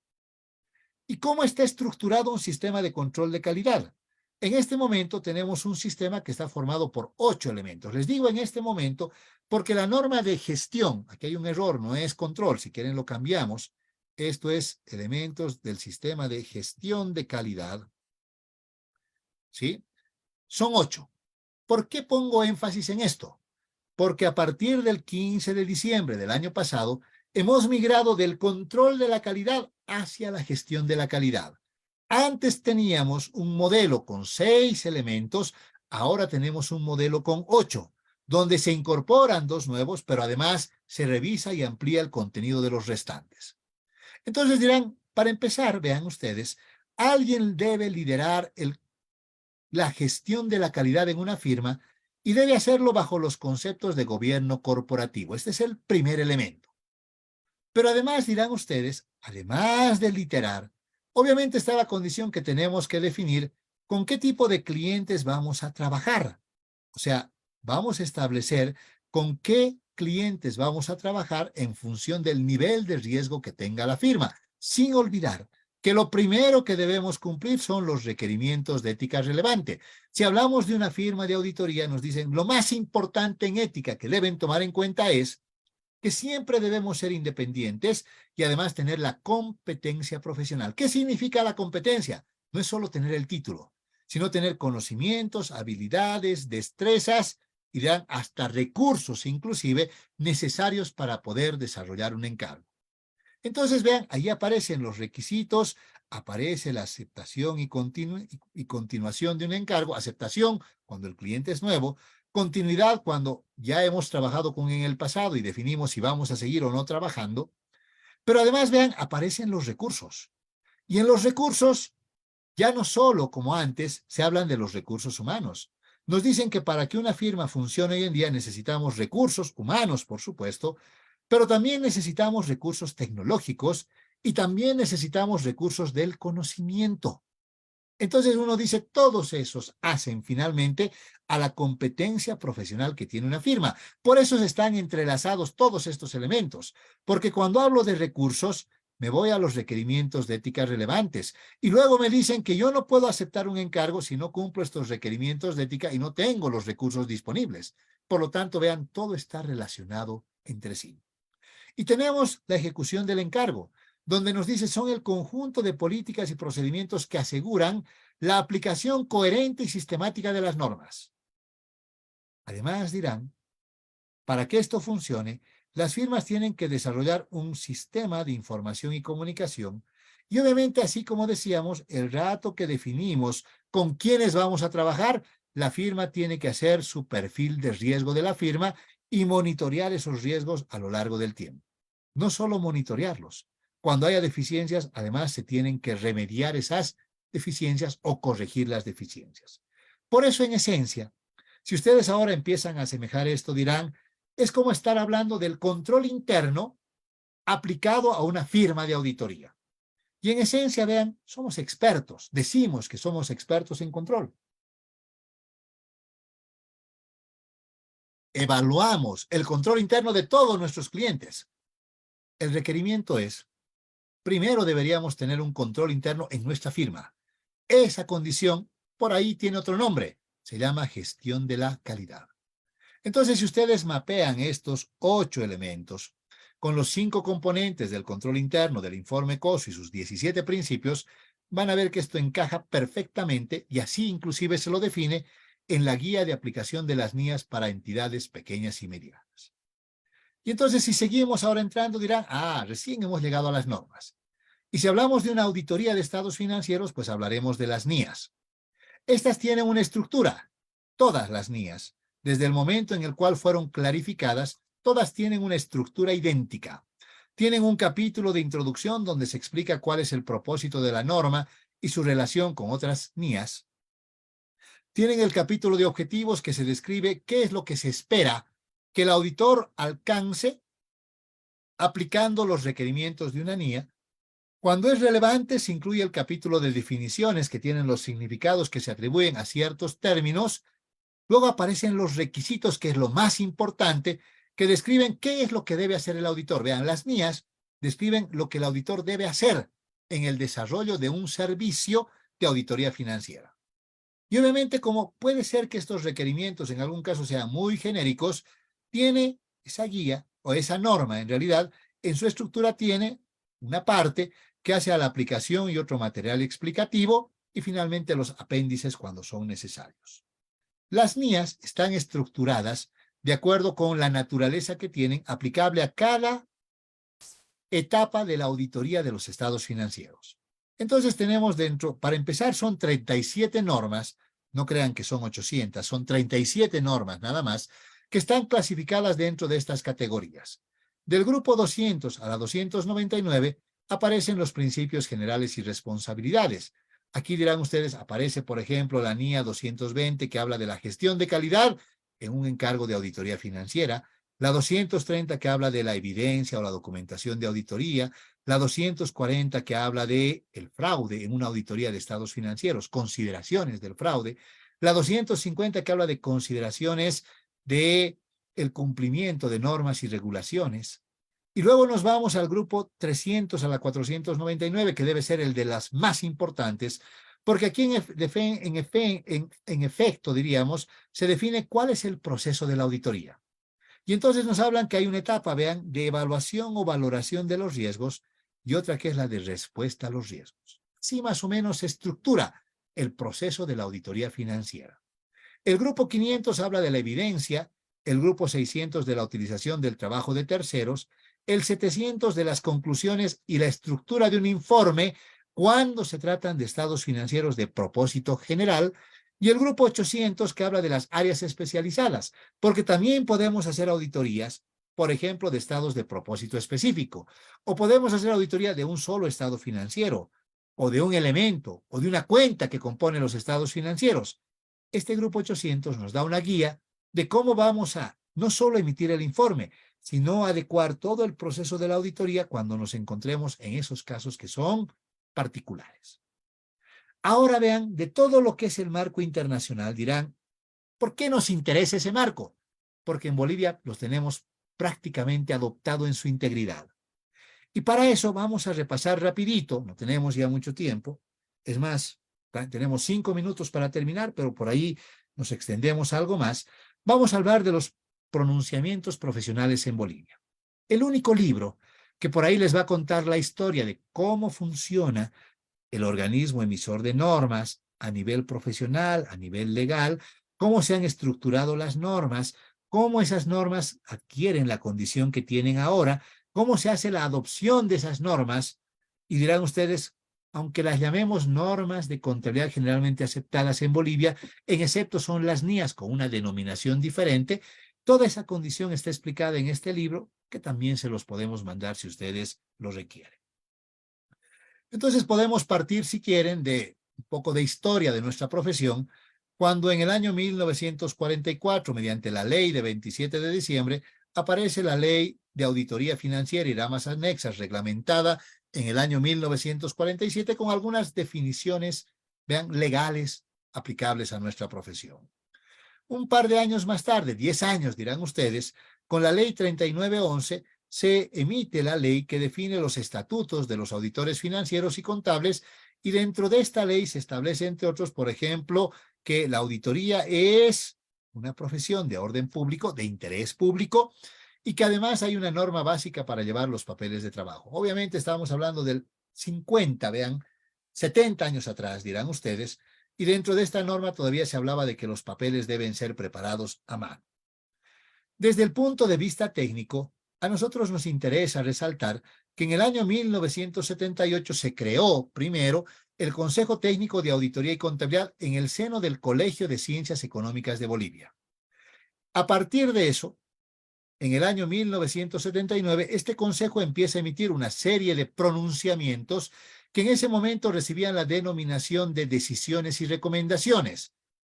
Y en el año 1984 se emitió la primera relacionada con el tema de auditoría, que era la recomendación número 7 y que hoy en día la conocemos bajo la denominación de norma de auditoría número 1. El año 1994, cuando este Consejo Técnico pasa a depender del Colegio de Auditores de Bolivia al momento de obtener su personería jurídica propia, primero vean, cambia la denominación. De Consejo Técnico pasa a Consejo Técnico Nacional de Auditoría y Contabilidad, y todos los pronunciamientos que se habían emitido como decisiones y recomendaciones se reordenan y se emiten bajo la denominación de normas de auditoría, normas de contabilidad y normas de ética profesional. Entonces no se cambia nada, vean. Lo que eran decisiones y recomendaciones, solo le cambiamos la denominación y los ordenamos y los ponemos como normas de contabilidad, de auditoría y de ética. Y desde entonces, hasta el año 2007, se publicaron solamente 5 normas de carácter interno en el tema de auditoría, aunque obviamente de esas hoy solo queda una en vigencia.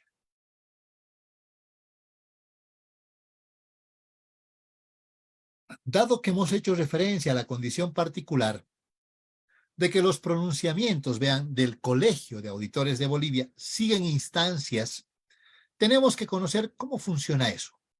Entonces dirán ustedes, podemos partir de ciertos aportes de los profesionales, podemos llegar a comisiones de elaboración de normas, o pueden ser los consejos técnicos departamentales los que en algún momento aporten algo, y en algún momento el que emita la norma finalmente es el Consejo Técnico Nacional de Auditoría y Contabilidad. Pero el Consejo, vean, emite la norma y en esencia todavía no tiene un valor de aplicación o no es aplicable todavía, porque no ha cumplido con todas las instancias. Entonces el Consejo Técnico emite una norma, un pronunciamiento, una resolución, lo que fuera, lo somete a una consulta pública y meses después, normalmente es el Congreso Nacional Ordinario del KV, que se celebra 2 veces al año, quien aprueba y homologa la norma. Y luego lo pasa al Comité Ejecutivo Nacional, que es el encargado de promulgar y publicar. Entonces, una norma, un pronunciamiento cualquiera del Consejo Técnico solo tiene valor y es de aplicación cuando es promulgado y publicado por el Comité Ejecutivo Nacional del Colegio de Auditores. Y para que le dé la condición legal, dirán, ese pronunciamiento tiene que estar homologado por el Consejo de la Autoridad de Fiscalización y Control Social de las Empresas. Entonces, como ya vimos algo en contabilidad, porque las resoluciones son las mismas, en el caso de auditoría, vean, en la resolución 370, emitida por la ex Superintendencia de Empresas, se aprobó también la norma general de auditoría y se formalizó que en Bolivia se aplican las normas de auditoría generalmente aceptadas, otorgándole el cumplimiento obligatorio. Solo la 1. En la resolución 28 no se incorporó ninguna local, quedó solo la 1. Si teníamos 5, vean, legalmente solo una tenía valor legal. Y en el artículo 3 se adoptaron todos los pronunciamientos emitidos por la IFAC en ausencia de pronunciamientos locales en temas de auditoría, contabilidad, ética, educación, en fin. Entonces dirá, a nivel legal, teníamos solo una norma, que era la 1, más, en este caso, las NIAs para temas de auditoría. Entonces, cuando el Consejo Técnico emite la resolución 01/2015, ¿por qué yo le pongo 16? Porque entre lo que emitió el Consejo, que fue en julio del 2015, hasta que llegue a la homologación por el Comité Ejecutivo, eso ocurrió recién en febrero del 2016, y en realidad el Comité Ejecutivo le puso la denominación de 01/2016 por solamente adecuar a la fecha. ¿Qué establece esa norma técnica? Vean, ¿qué hicieron en realidad? Adecuamos, dirían ustedes, toda la parte normativa profesional a lo que tenemos vigente desde el punto de vista legal. Entonces, en el artículo 1 se ratificó la vigencia de la norma 1 y se precisó que los encargos de auditoría financiera, solo la financiera, se realizan en Bolivia en base a normas de auditoría generalmente aceptadas en Bolivia. Como no habían sido homologadas desde el punto de vista legal y porque era conveniente a nuestra profesión, abrogamos las normas 2, 3, 4 y 5, nos quedamos, vean, con la 1 para que el marco sea exactamente igual. Y en el artículo 3 definimos la adopción de las NIAs. Esta parte es interesante. Cuando decimos vigentes y emergentes son todas las normas que había en esa fecha, más todas, vean, las que pudieran aparecer después y cualquier modificación en la norma. Cuando haya una modificación o una norma nueva, el Consejo Técnico no necesita pronunciarse. Automáticamente esa norma nueva está adoptada en Bolivia, dado que aquí se dice que son todas las emergentes. Y por lo tanto se hace una aplicación plena en ausencia de pronunciamientos específicos. Este párrafo es solamente aclaratorio, donde nos dicen que si vamos a declarar que vamos a aplicar las normas de auditoría generalmente aceptadas, eso implica que aplicamos la norma número 1 más las normas internacionales de auditoría y declaramos explícitamente en nuestro informe el cumplimiento de las normas de auditoría generalmente aceptadas en Bolivia. Como no hay una contradicción entre la norma local y la internacional, yo les diría es prácticamente una adopción plena, pero con el nombre de normas de auditoría generalmente aceptadas en Bolivia. En esa resolución también se adoptó el marco internacional de encargos de aseguramiento, las normas internacionales de encargo de revisión, las normas internacionales de otros encargos de aseguramiento y la norma internacional de servicios relacionados. O sea, adoptamos, si quieren, todo el manual de pronunciamientos del IAASB. Pero algo nos faltaba, dirán ustedes. ¿Qué nos faltaba? Nos faltaba las normas de control o de gestión de calidad que fueron adoptadas mediante resolución 02 del 2020 y también el Código Internacional de Ética para Profesionales de Contabilidad. Con estas dos normas, emitidas un par de años después, en Bolivia, dirán ustedes, hemos adoptado todas las normas a nivel internacional. Nuestra estructura de normas es idéntica a la que acabamos de ver, con una pequeña particularidad. Cuando se trata de la auditoría de estados financieros, nosotros decimos que aplicamos las NAGA, lo cual implica que vamos a tomar la norma de auditoría número 1, que habla de la norma básica de auditoría de estados financieros, complementadas por las normas internacionales de auditoría, siempre en la condición de que al no haber nada que contradiga, en esencia aplicamos las mías. Entonces no se olviden que esta resolución establece que para el caso de la auditoría de estados financieros, en Bolivia se aplican las normas de auditoría generalmente aceptadas, formada por la norma de auditoría número 1, y en ausencia de estas normas, la aplicación de las normas internacionales de auditoría. A quienes quieran estudiar profundamente estas normas, los invitamos a ser parte del programa también de certificación en normas internacionales de auditoría que tiene el Colegio de Auditores, donde se estudian con profundidad y además se dan ejemplos de aplicación de estas normas a casos específicos en lo que implica una auditoría de estados financieros. Y por lo tanto dirán, no nos olvidemos que tenemos nuestra norma de auditoría número 1, que habla de la norma básica de auditoría de estados financieros, que tiene 3 grupos. Las normas generales, que hacen a la persona del auditor, y que si ustedes las ven, hablan de aspectos de carácter ético, que tenemos que tener integridad, objetividad e independencia, tenemos que tener habilidad y competencia y actuar con confidencialidad. Son requerimientos de ética. Por eso vean, antes de cumplir con las mías, primero hay que cumplir con el Código Internacional de Ética. Las normas sobre la ejecución de la auditoría nos dicen que tenemos que planificar el trabajo, que tenemos que comprender el sistema de contabilidad y de control interno y documentar la evidencia. Dirán, esas son normas generales. Hay que planificar la auditoría, hay que comprender el control interno y hay que documentar, hay que obtener evidencia suficiente y adecuada. Y finalmente, el último grupo habla de las normas sobre el informe de auditoría, donde vean, vamos a hacer una declaración, vamos a opinar sobre una opinión sobre la conformidad de los estados financieros de acuerdo con el marco de información financiera. Estas dos en realidad son las normas importantes. ¿Por qué? Porque al decir que los estados son razonables, está implícito que esos estados financieros aplicaron las normas contables de manera consistente y que incluyen las revelaciones adecuadas. Estas como que están de más, por ahí eran relevantes en ese momento del tiempo. Y cuando hablamos de las mías dirán, son las mismas 37 normas que acabamos de hacer referencia hace un momento que se aplican en nuestro país. Finalmente, vean, he querido ponerles solo como una referencia, por si acaso a alguien le quede la duda de decir si estas normas que acabamos de ver tienen valor legal. Y eso lo van a encontrar en una resolución administrativa. Lamentablemente es un reglamento de sanciones e infracciones de la EMP, emitidas hace ya 2 años, que en su capítulo 3, artículo 55, establece y dice, las normas de contabilidad y auditoría emitidas por el Consejo Técnico Nacional de Auditoría del Colegio de Auditores de Bolivia, y vean, hasta las numeran, normas de contabilidad 1 a la 14 y norma de auditoría 1 son de aplicación y cumplimiento obligatorio. En ausencia de pronunciamientos técnicos específicos o reglamentaciones en temas de contabilidad, auditoría, ética, educación, administración, deben adoptarse los pronunciamientos emitidos por la IFAG. Aclaración. La IFAG no emite normas de contabilidad para las empresas. Hay un acuerdo de por medio donde se asume que el organismo emisor de esas normas es el Consejo de Normas Internacionales de Contabilidad, que actualmente depende de la Fundación IFRS. Esa pequeña aclaración del por qué hablamos de las NIF. Y ese es el marco normativo que hace al ejercicio de nuestra profesión en Bolivia. Si tienen alguna consulta, con mucho gusto. Y si no, muchas gracias por la atención.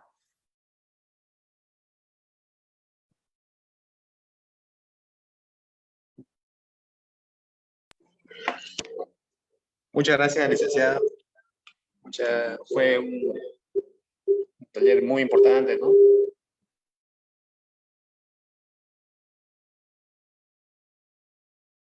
Rocío está con su micrófono apagado. Ahora sí. Muchísimas gracias.